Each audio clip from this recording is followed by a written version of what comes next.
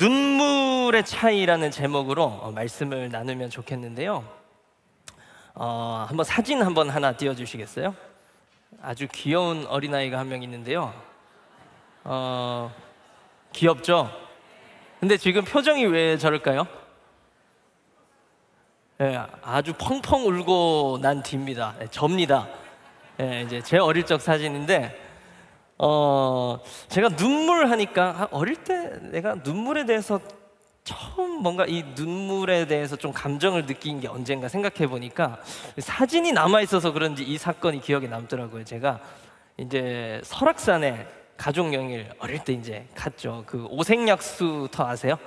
오색약수 그 이제 쭉 이제 그 계곡 따라 올라가는 길에서 이제 제가 너무 이제 갖고 싶었던 그 약수 떠먹는 빨간 컵, 예, 그거 몇 명한테 안 주잖아요. 뭐 가족 갔는데 한두 개 주더라고요. 근데 너무 갖고 싶어가지고 어떻게 기어이 한 개를 더 제가 가졌습니다. 그런데 이제 늘 그거에 막 정신이 팔려가지고 막 길 가다가 제가 넘어졌어요. 그러니까 저희 아버지가 화가 나셨는지 그 빨간 컵을 뺏어가지고 계곡으로 훅 던져버리셨습니다. 근데 얼마나 슬프던지요. 제가 그 1시간 내내 거의 운 것 같아요. 그리고 나서 너무 귀엽다고 이제 찍은 게 저 사진인데 저는 정말 너무 슬프더라고요. 아니 이거 내가 그렇게 갖고 싶었던 그 약수컵인데 그걸 그렇게 형편없이 그냥 여겨가지고 이렇게 던진 우리 아버지에 대한 원망의 눈물이 딱 기억이 나더라고요. 여러분은 어떤 눈물이 좀 기억이 나세요? 그리고 이 눈물이 기억이 난다라는 것은 아마 그런 의미일 것 같아요. 좀 진정한 눈물이다라는 거죠. 뭐 눈물이 다 진정하겠지만 그 중에서도 우리의 기억에 가장 남는 눈물은 우리 아주 인상 깊이 남아있거나 혹은 어떤 사건 혹은 내 삶에 있어서 아주 어려웠던 순간에 흘렸던 눈물일 겁니다. 저희 위임 목사님께서 저희 사역자들에게 아주 진중하게 묻는 질문이 한 가지 있으세요. 뭐냐면 최근에 하나님 앞에서 정말 뜨겁게 울어본 적이 있나라는 질문을 가끔 하시는데 아주 진심으로 하십니다. 어떤 의미일까요? 하나님 앞에서 정말 진정한 어떤 사람으로서 진정 주님 앞에 선 그리스도인으로서 정말 뜨거운 눈물을 흘린 적이 있는지를 점검해보면 지금 나의 영적인 상태 혹은 나의 지금 상황이 어떻구나를 조금 알 수 있는 대목이라는 거죠. 오늘 말씀에는 제가 두 본문을 읽었는데 두 눈물이 등장합니다. 한 눈물은 사사기의 눈물이죠. 암흑 시대로 입장하는 시점에 온 회중이 흘린 슬픔의 눈물이고, 그리고 한 눈물은 암흑의 시대 앞에서 울면서 이 시대를 바꾼 눈물입니다. 사사기의 눈물은 암흑 시대로 입장하는 시점에 온 이스라엘 백성이 흘린 눈물이고, 그리고 느헤미야의 눈물은 한 사람이지만 시대를 바꾼 눈물이라는 거예요. 우리 한번 먼저 그럼 사사기의 눈물을 좀 같이 읽어보면 좋겠어요. 사사기 2장 4절에서 5절 말씀, 사사기 2장 4절에서 5절 말씀 우리 같이 한번 읽겠습니다. 시작. 여호와의 사자가 이스라엘 모든 자손에게 이 말씀을 이르매 백성이 소리를 높여 운지라. 그러므로 그곳을 이름하여 보김이라 하고 그들이 거기서 여호와께 제사를 드렸더라. 네, 보김이라는 지명이 등장합니다. 이 보김의 이름은 뭐냐면요, 이 보김이라는 이름의 뜻은 우는 사람들이란 뜻입니다. 오늘 말씀 보니까 우리가 읽진 않았지만 1절에 보면 여호와의 사자가 길갈에서부터 올라왔다라고 되어 있습니다. 이 길갈이라는 지명의 의미는 굴러갔다라는 뜻이에요. 그러니까 이 이스라엘 백성들에게 닥쳐왔던 어떤 저주와 또 어떤 전쟁과 그 모든 어떤 이 재앙들이 이제는 굴러가버렸다라는 뜻, 그것을 기념하여 세운 것이 바로 길갈입니다.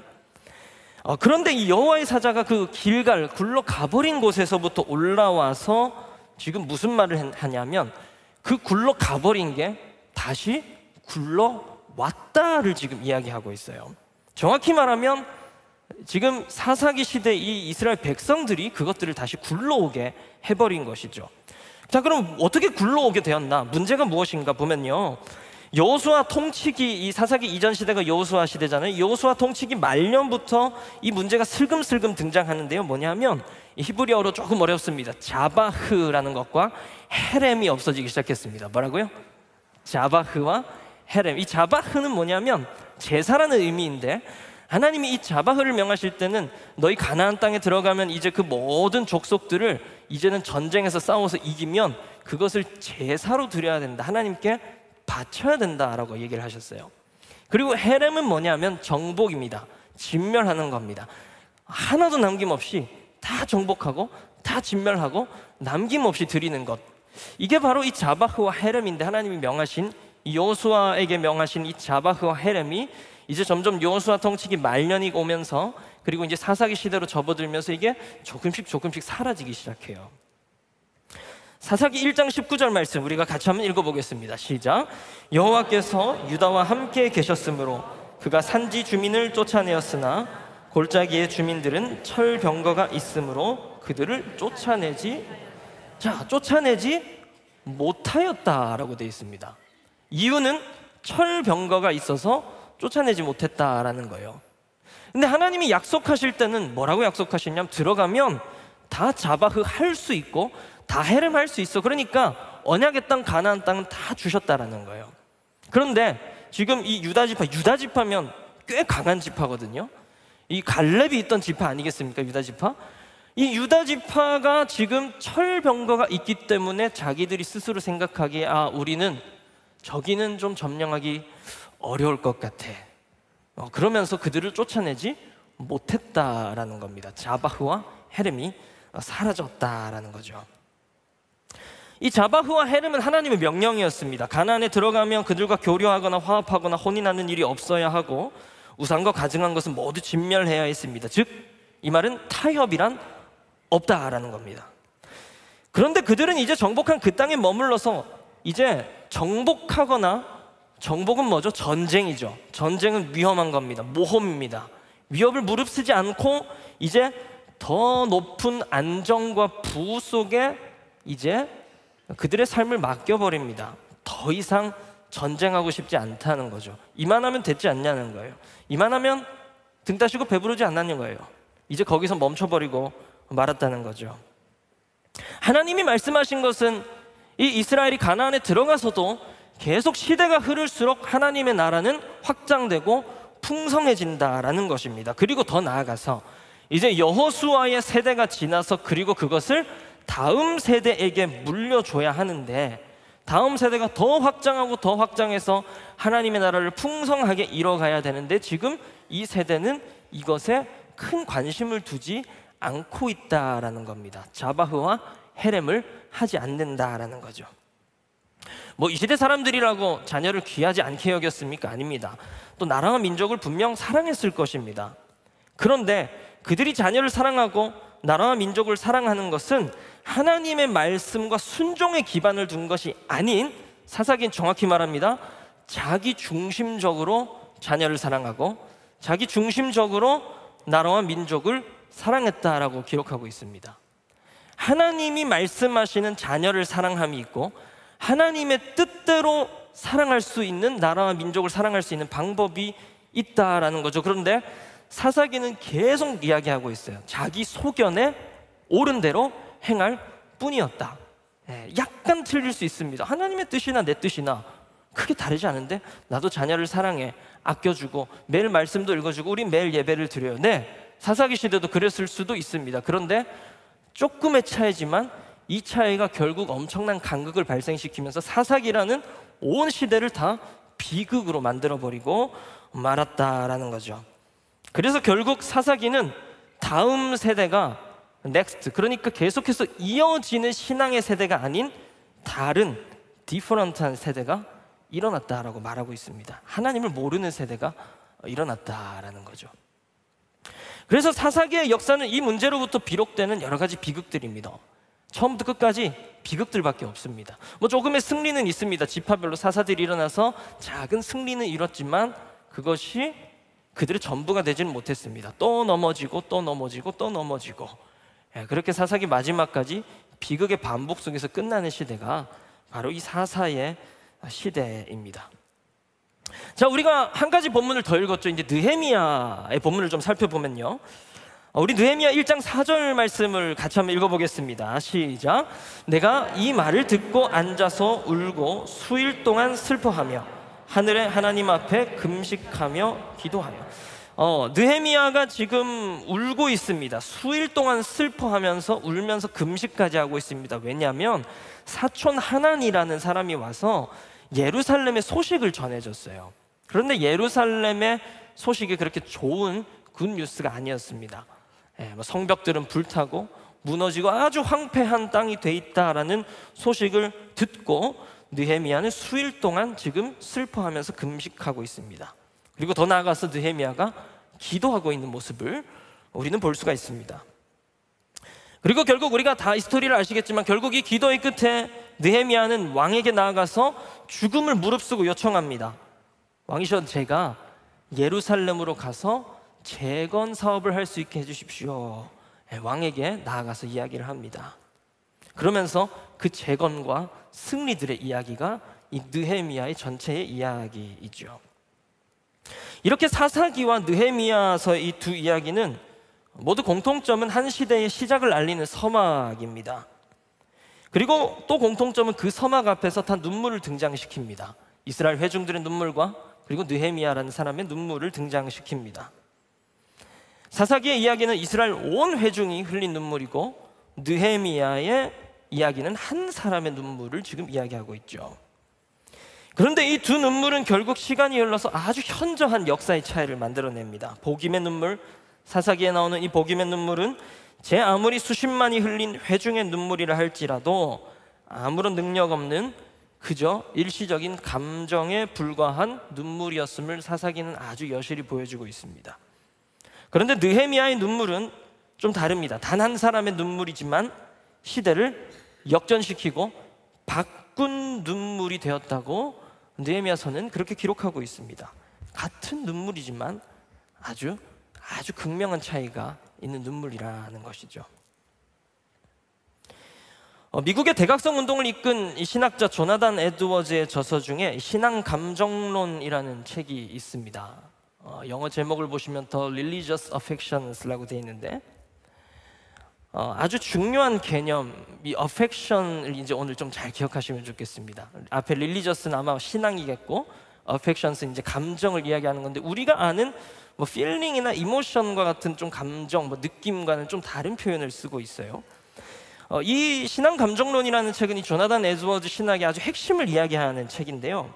이 책의 골자는 뭐냐면 아주 진실된 신앙은 감정으로 나타나는데 이 진실된 감정은 단순한 감정으로 나타나는 게 아니라 그냥 일시적이고 그냥 이례적인 단회적인 감정에서 그치는 게 아니라 행동과 실천, 정확한 신앙까지 나아가는 감정의 어떤 연속을 이야기하고 있어요. 지속력 있는 감정이고 영향력 있는 감정임을 이야기하고 있죠. 회심과 변화가 우리는 대부분 감정으로 느낍니다. 우리 주님을 처음 만나셨을 때 기억나시죠? 그때 우리가 제일 확연하게 느끼는 것이 뭡니까? 우리의 감정이죠. 눈물이 나고 웃음이 나오고 너무 기쁘고 왜 다 이제 아주 고전적인 전통적인 얘기들 하시네. 나가니까 하늘의 새도 너무 예쁘고 나무도 너무 예쁘고 풀도 너무 예쁘고 네 그거예요. 우리 감정이 너무 좋아졌다는 거예요. 그런데 진짜 신앙 감정, religious affection, 그러니까 진짜 성숙한 신앙 감정은 뭐냐면 그 감정이 지속되고 있는가, 그리고 더 나아가서 그 감정이 어떤 영향력을 가지고 있는가, 단회적인 눈물이 아니고 그 눈물로 하나님의 일을 하고 있는가, 이걸 지금 이야기하는 책이 바로 조나단 에드워즈의 신앙 감정론이라는 책입니다. 자, 그럼 이 복임의 눈물, 사사기에서 우리가 본 이 복임의 눈물이 만약에 이 조나단 에드워즈가 말하는 어펙션이었다면 그 눈물은 그들 스스로가 자기 소견대로 옳은 그 삶을 이제는 그치고 이 복임에서의 눈물, 필링은 맞아요. 느낌은 맞습니다. 그런데 이제 그걸 더 발전시켜서 어펙션, 이제는 하나님의 소견에 옳은 대로 자신의 삶과 자신의 국가와 민족의 운명을 바꾸는 행동과 실천까지 나아갔으면 이게 정확한 religious affection인데 아니었다라는 겁니다. 그냥 아주 이례적인 눈물이었다라는 거죠. 그렇다면 느헤미야의 눈물은 어떨까요? 사촌 하나니가 말해준 예루살렘의 소식을 듣고 그는 울며 금식하면서 그의 감정을 이제 영향력이 되게끔 발전시키는 일에 자신을 가져갑니다.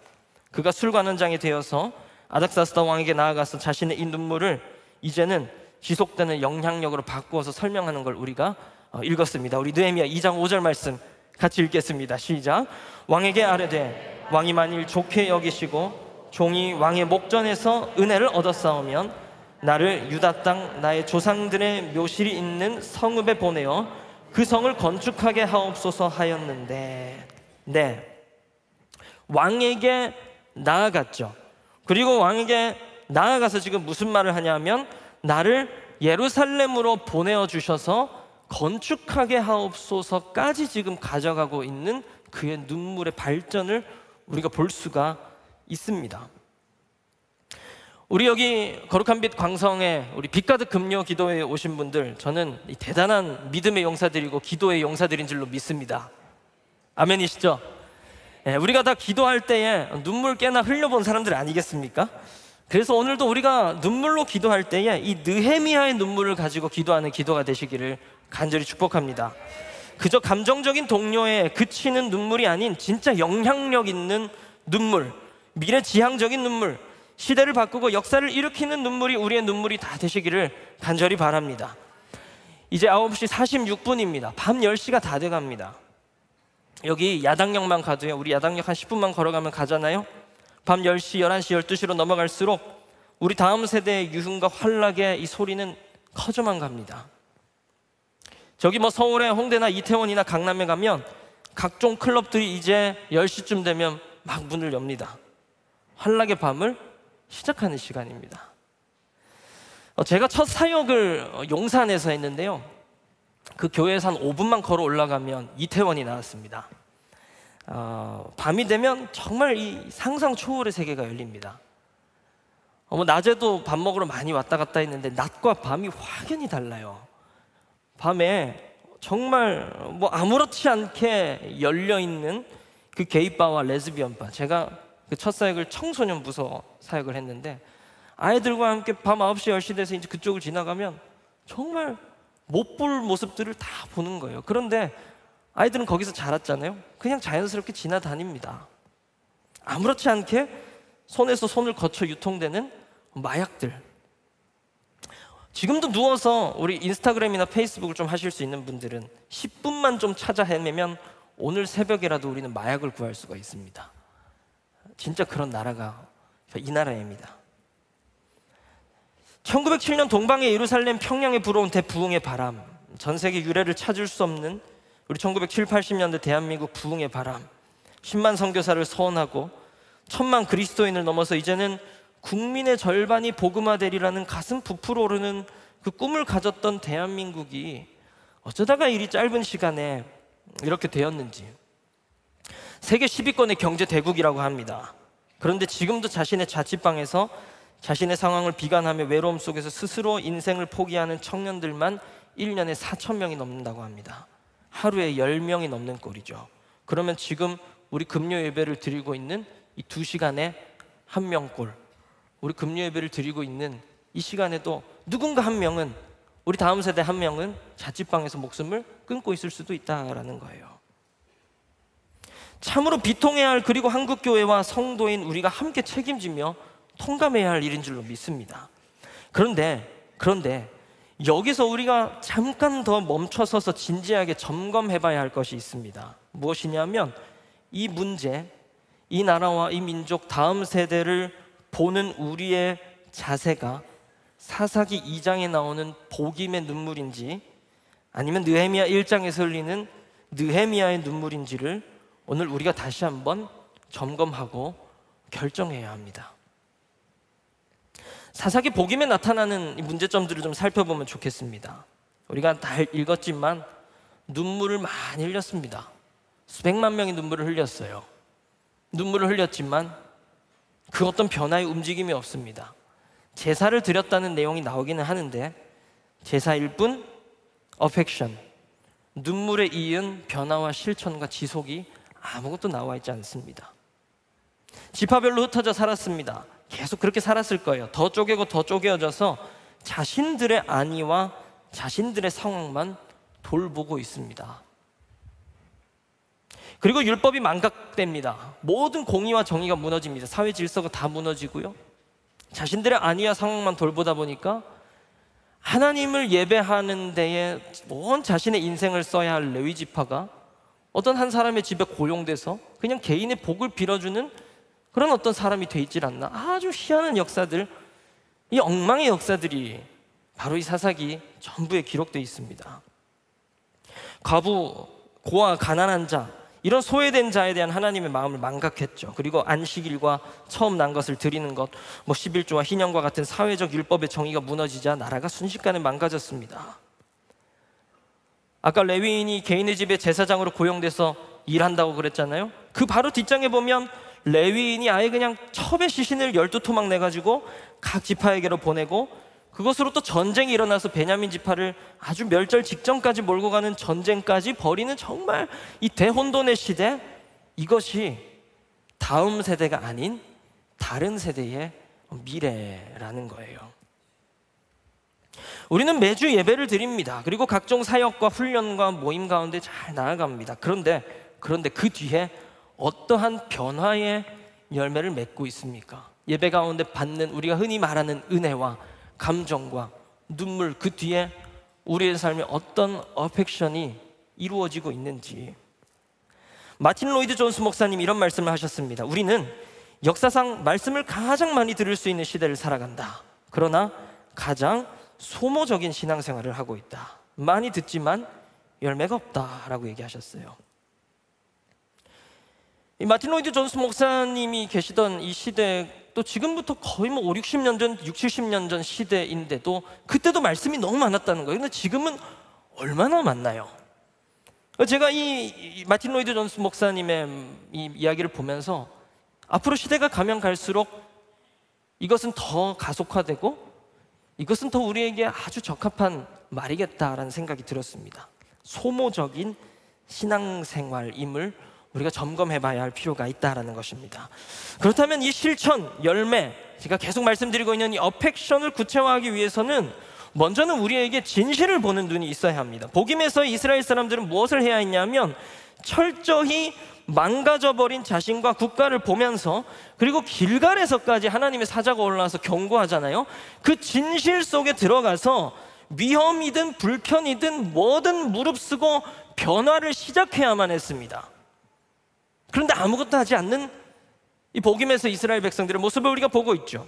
풍요보다, 안정보다, 축복보다 더 우리를 잘되게 하는 것은 무엇이냐면 말씀 앞에서 우리를 점검하는 것인 줄로 믿습니다. 말씀 앞에 나를 올려놨을 때 내가 나에게서 부적합한 면이 발생이 된다면, 나에게서 좀 맞지 않은 부분을 보게 된다면 그 말씀 앞에 나를 맞춰야 하는 거죠. 내가 부서지는 한이 있더라도 그 진실 앞에 서야 한다는 것입니다. 오랫동안 백내장으로 고생한 한 노인이 백내장 수술을 아주 잘하는 안과를 찾아가서 수술을 부탁했다고 해요. 역시나 이 백내장 수술을 아주 잘하는 병원이니까 결과가 아주 좋았겠죠. 그런데 그 수술이 마치고 이 노인의 눈이 밝아지니까 노인이 의사에게 달려가서 화를 냈다고 합니다. 자신의 늙어버린 추한 얼굴을 보게 된 것이 너무나 싫다고 화를 냈다고 해요. 여러분, 그냥 웃을 수 있는 이야기지만 우리도 그럴 수 있다고 생각합니다.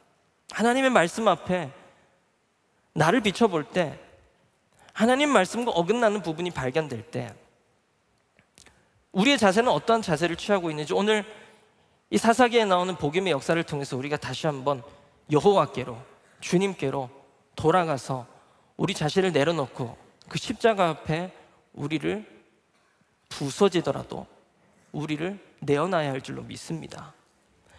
출애굽기 32장 말씀을 보시면 모세가 시내산에서 이 약속의 돌판을 받아 내려오는 장면이 나옵니다. 그런데 그의 눈앞에 펼쳐지는 광경은 그들이 다 금을 모아서 황금 송아지를 만들고 그것을 섬기는 장면을 보게 돼요. 그 참혹한 장면 앞에서 모세는 하나님께 헌신한 자들을 자원받습니다. 우리 좀 길지만 같이 읽어보면 좋겠습니다. 출애굽기 32장 26절에서 28절 말씀입니다. 시작. 이에 모세가 진문에 서서 이르되, 레위 자손이 다 모여 그에게로 가는지라. 모세가 그들에게 이르되, 이스라엘의 하나님 여호와께서 이렇게 말씀하시기를, 너희는 각각 허리에 칼을 차고 진 이 문에서 저 문까지 왕래하며 각 사람이 그 형제를, 각 사람이 자기의 친구를, 각 사람이 자기의 이웃을 죽이라 하셨느니라. 레위 자손이 모세의 말대로 행하며 이날에 백성 중에 3,000명 가량이 죽임을 당하니라. 지금 모세가 여호와께 헌신할 자들 나오십시오 하니까 이 레위 자손들이 나와서 우리가 헌신하겠습니다. 어떻게 해야 됩니까? 라고 말하니까 모세가 각기 허리에 칼을 차고 이쪽 저쪽으로 다니면서 죽이라 하라고 이야기합니다. 그런데 이 죽이라는 것은 이방인을 죽이라는 게 아닙니다. 죄인을 죽이라는 것이 아닙니다. 그냥 옆에 있는 사람이면 다 죽이라는 거예요. 그게 이웃이기도 하고 심지어 자기 친척이거나 가족일 수도 있었다고 저는 생각해요. 결국 레위인들이 각기 허리에 칼을 차고 동족들을 죽였습니다. 이 동족을 죽이는 것은 얼마나 잔인하고 슬픈 일이겠습니까? 제가 감히 그 모습을 상상해 보건대 레위인들이 어떤 도취감이나 승리감에 취해서 동족들을 죽였으리라고 절대 생각되지 않습니다. 울면서 죽였을 거예요. 울고 불고 하기 싫지만, 할 수 없는 일이지만 하나님의 말씀 앞에 지금 우리 민족을 내고 볼 때 자원해서 나아갔더니 죽지 않으면 돌아설 수 없는 일이기 때문에 울며 눈물을 흘리며 칼을 차고 칼을 찌르고 다녔을 것 같아요. 눈물을 흩뿌리며 가족과 친척과 형제와 이웃을 죽인 레위의 헌신, 이것이 저는 구약에 나오는 어펙션이라고 생각합니다. 풍요와 안정과 축복이 아닌 위험과 불편을 무릅쓰고 나아가는 모험적 실천이죠. 이것이 우리가 오늘 보고 있는 사사기와 느헤미야에서 도출해낼 수 있는 진정한 헌신이고 순종이라는 것입니다. 그렇다면 또 느헤미야는 어떻게 했는가 우리가 좀 살펴보면 좋겠습니다. 느헤미야 1장 5절 말씀 우리가 같이 한번 읽겠습니다. 시작. 이르되 하늘의 하나님 여호와 크고 두려우신 하나님이여, 주를 사랑하고 주의 계명을 지키는 자에게 언약을 지키시며 긍휼을 베푸시는 주여 간구하나이다. 네, 사사기와는 좀 다르게요. 사사기는 울기만 하고 그 어떤 요청도 없고 기도도 없습니다. 느헤미야는 먼저 하나님의 긍휼을 구합니다. 여러분, 하나님이 그냥 무서운 심판자이시고 하나님이 그냥 처벌자라면 저는 이런 기도를 못할 것 같습니다.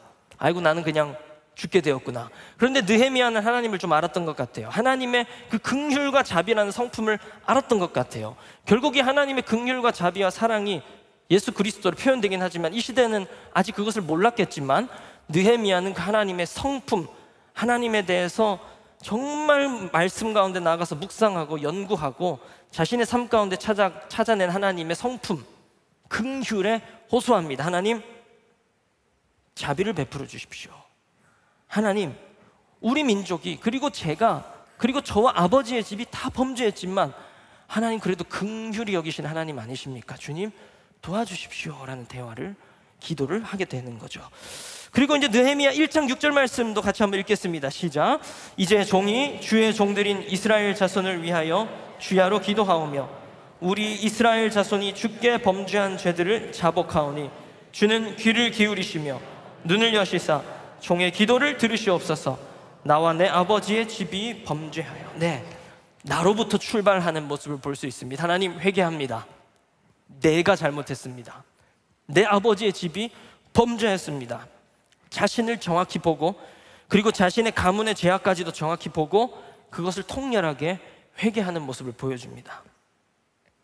그리고 느헤미야 1장 11절 말씀 제가 읽겠습니다. 주여 구하오니 귀를 기울이사 종의 기도와 주의 이름을 경외하기를 기뻐하는 종들의 기도를 들으시고 오늘 종이 형통하여 이 사람들 앞에서 은혜를 입게 하옵소서 하였나니 그때에 내가 왕의 술관원이 되었느니라. 뭐라고 하냐면, 주님, 내가 하겠습니다. 도와주십시오. 이 이야기를 하고 있습니다. 그러자 그때에 이 느헤미야가 아닥사스다 왕의 술관원이 되게 하시는 모습을 우리가 볼 수 있습니다. 정리하자면 하나님의 긍휼의 성품에 호소했고, 그리고 아주 중보적인 회개를 하고 있습니다. 내가 잘못했습니다. 그리고 우리 가문이 잘못했습니다. 주님, 내가 감히 주님께 요청합니다. 주님, 우리 민족, 이 나라를 긍휼히 여겨주십시오. 그리고 더 나아가서 하나님, 제가 은혜를 입어서 뭐라도 좀 할 수 있게 해주십시오. 그러니까 하나님이 느헤미야로 하여금 왕의 술관원이 되게 하십니다. 이 술관원이 됐다는 것은 왕이 가장 최측근이고 왕이 신뢰할 수 있는 사람이라는 겁니다. 느헤미야가 이런 삶을 살아온 것은 물론이고 이때에 하나님께서 은혜를 주셔서 이제 왕의 술관원이 되어서 왕에게 간청합니다. 왕이 하루는 느헤미야의 얼굴을 보니까 수심이 가득한 거예요. 근심이 가득해요. 왜 그러냐 물으니 느헤미야가 왕이시여, 우리 민족이 이렇게 수치를 당하고 그렇게 예루살렘은 다 허물어져 있는데 왕이시여, 제 표정이 좋을 수 있겠습니까? 라고 이야기하면서 이제 요청하기 시작합니다. 그때에 이 아닥사스다 왕이 굉장히 기적적으로 자원까지 보조해 주면서 그 예루살렘을 재건할 수 있게 해주는 일이 일어난다라는 거죠. 느헤미야, 그의 눈물이 이제는 단순한 눈물에서 그친 것이 아닌 이제 해결의 자리, 실천의 자리, 그리고 더 나아가서 승리할 수 있는 자리까지 나아가는 모습을 우리는 이 느헤미야서에서 볼 수 있다라는 것입니다.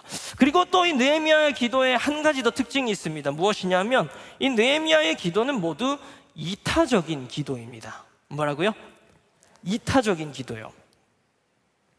자신과 자신 가정의 안위만을 주장하거나 이기적이고 맹목적인 축복을 구하는 태도가 아니라는 거예요.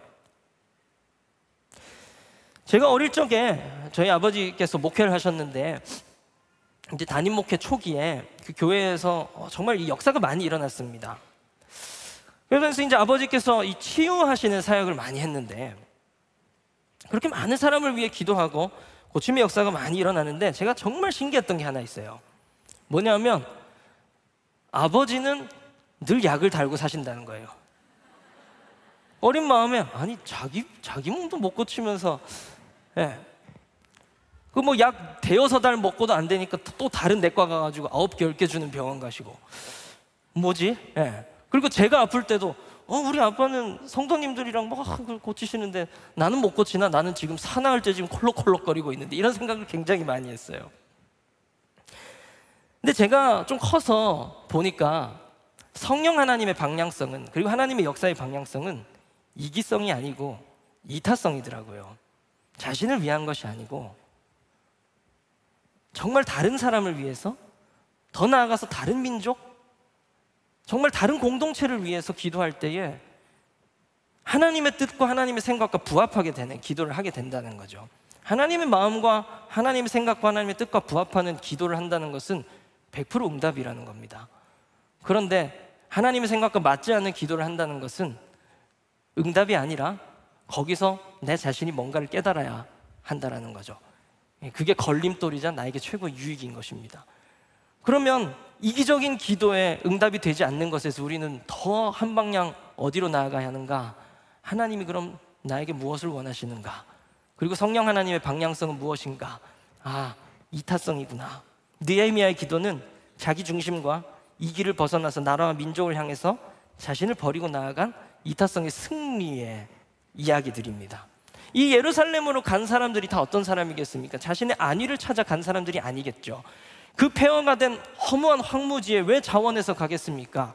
내가 아닌 하나님의 뜻이 이루어지기 위해서 그곳에 갔던 거예요. 그런데 사사기의 역사는 그 반대로 아주 자기중심적이죠. 이기적이었던 그들이 초래한 비극의 역사라는 것입니다. 우리는 지금 복음 전도가 너무나도 어려워진 시대를 살고 있습니다. 우리는 복음과 또 교회와 첨예하게 대립하는 이 시대를 보고 있어요. 복음 전도를 부단히 막아서는 어려운 시대를 살고 있습니다.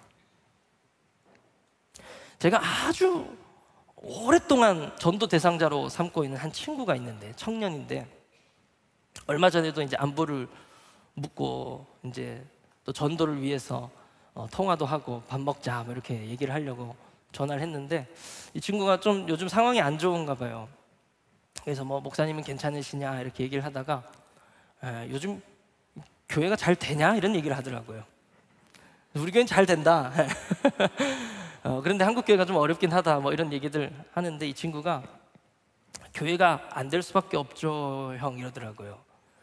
그 더 이상 대화를 이어가기가 좀 막막하더라고요. 저도 다 알고 있는 이야기들을 할 거니까. 그런데 그 통화를 끊고 제 마음에 그런 생각이 들었습니다. 아, 그래, 복음 전도가 참 어려워진 시대를 우리가 살고 있지. 그런데 제 아무리 어려운 시대라 한들 복음은 진리 아닌가라는 생각이 드는 거예요. 진리가 시대의 영향을 받아, 사람의 영향을 받아 능력이 없게 돼버렸다면 그것은 정말 진리라고 할 수 있을까라는 생각이 들었습니다. 그래서 제가 바로 전화하지 못하고 늦어서 다음 날 또 전화를 해서 그 이야기들을 계속 이어나갔어요. 그러면서 한번 또 교회에 또 가보도록 권유하고, 또 이 친구의 마음이 조금 열리는 것을 제가 느끼게 되었는데, 여러분, 믿습니다. 진리는 변하지 않았는 줄로 믿습니다. 그런데 우리가 변했다라는 겁니다.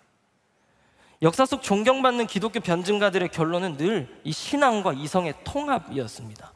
조나단 에드워즈가 말하는 이 신앙 감정론도 결국 신앙과 이성의 통합입니다. 아는 것에서 이제 신앙에서 더 나아가 그것으로 삶으로 실천하며 사는 것이죠. 알물 기반으로 한 실천이 결국 변증이다를 이야기해요. 좀 어려운 이야기죠. 내가 아는 신앙의 지식을 토대로 그대로 살아가야만 그게 세상 사람들에게 증거가 될 수 있다는 이야기입니다. 21세기를 살아가는 우리는요, 저는 그렇게 믿어요. 지성인으로 부름받았다고 믿습니다. 우리가 가진 지식의 양이 그 어떤 세대보다 방대하거든요. 그리스도인도 그러합니다. 지식의 세계 속에 살면서 또한 말씀과 훈련의 홍수 속에 삽니다. 그렇다면 이제는 그러한 지식을 기반으로 한 실천이 우리 부르심입니다. affection, 우리의 삶에 말씀의 기반을 둔 모험적인 실천과 칼을 뽑는 변혁이 있다면 이 시대의 복음은 더욱 날카로운 칼이 되어서 시대를 찌르고 변화시킬 것입니다.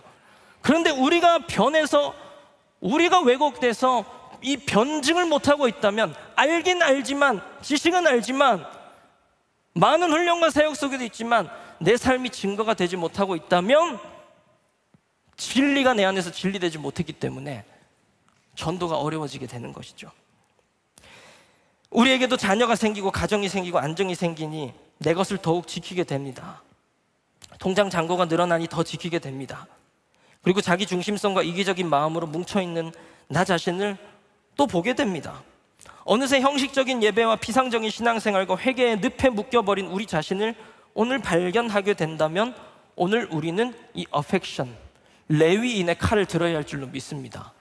그것이 동족과 같이 아끼는, 마치 가족과 이웃과 같이, 마치 나같이 정말 수십 년을 살아온 내 자아잖아요. 그렇지만 우리는 그 자아에도 우리는 칼을 들이댈 수 있어야 한다는 겁니다. 그게 조나단 에드워즈가 말하는 어펙션이고, 이 사사기와 느헤미야에서 볼 수 있는 어펙션이죠. 아까 제가 언급했던 이 마틴 로이드 존스 목사님의 말을 다시 한번 기억하시면 좋겠습니다. 우리는 역사상 가장 말씀을 많이 듣는 시대를 살아갑니다. 그러나 어쩌면 가장 소모적인 신앙생활을 하고 있는지 모릅니다. 많이 듣지만 많이 들은 만큼 열매가 있어야 되는데 열매가 별로 없다는 거죠. 이제 중요한 것은 이 자리 이후입니다. 예배 이후의 일상입니다. 삶에서, 가정에서, 세상에서 이 모험적 실천과 변혁의 정신을 가지고 살아가는 느헤미야와 같은 사람들, 이 레위인과 같은 사람들 모두가 되시기를 간절히 축복합니다. 기도의 열매가 우리 삶에 없다면, 성품의 변화가 없다면, 우리의 삶에서 하나님의 공의와 정의를 저버렸다면 복음 전도는 없을 것입니다. 다음 세대의 변화, 이 나라 이 민족의 부흥은 정말 어려운 일이 될 것입니다. 6월 이 호국 보훈의 달을 지나면서 더욱 이 나라와 또 이 민족의 미래를 바라보게 됩니다. 기도하게 됩니다. 결국 결론은 우리가 변해야, 내가 변해야 나라가 변한다는 겁니다. 내가 변해야 다음 세대가 변할 수 있다는 겁니다. 자책하자는 것이 아니라 오늘 이 밤 우리가 기회를 얻자는 것입니다. 오늘 우리의 자녀 세대, 다음 세대, 우리의 가정을 보며, 우리 이 나라 이 민족을 보며 흘리는 눈물을 점검해야 합니다.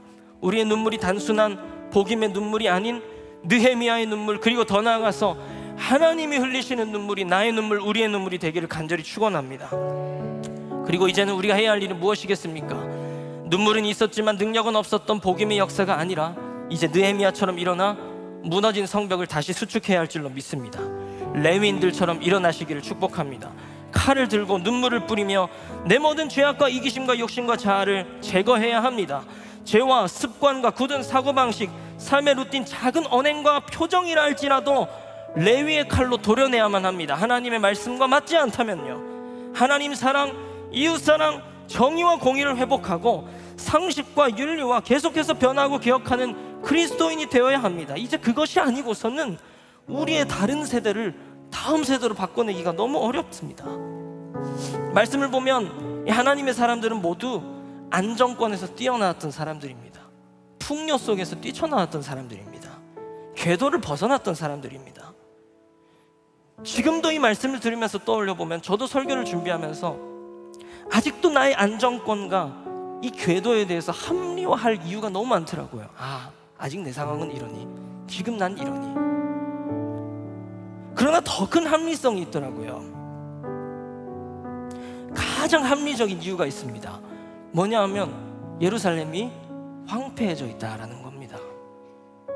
이 나라, 다음 세대, 황폐한 미래가 점점 현실이 돼가고 있다라는 것입니다.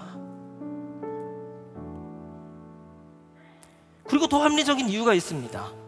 하나님의 마음이 이것이기 때문에 우리는 하나님의 마음을 다 따라가는 삶을 살아야 할 줄 믿습니다. 하나님의 마음보다 합리적인 게 있을까요? 하나님의 마음보다 선한 게 있을까요? 하나님의 마음보다 의로운 것이 있을까요?